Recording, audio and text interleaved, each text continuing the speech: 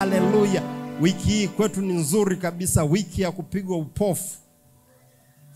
Kila aina ya uadui, kila aina ya track, yaani unaweza kuwa unatrakiwa.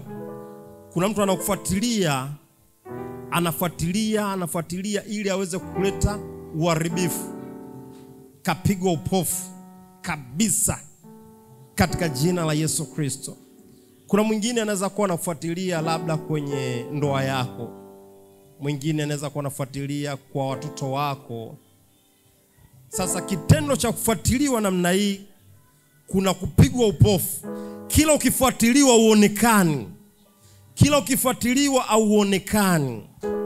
Na hautaonekana katika jina la Yesu Kristo. Hautaonekana katika jina la Yesu Kristo. Kwa maana ili neno la kinabii na litafanya kazi kubwa mpaka wiki hii itakapoisha. Kwa maana wiki hii kuna mtu ana mpango wa kufuatilia kuleta uharibifu. Hana uwezo kufuatilia. Hana uwezo kufuatilia. Na ili neno likamate maisha yako yote. Kwenye maisha yako, wangapi wamepokea? Wamepokea kabisa.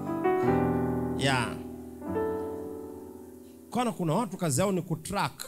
Yaani anakutraki, ameenda pale, anasema subiri aingie kwenye 18.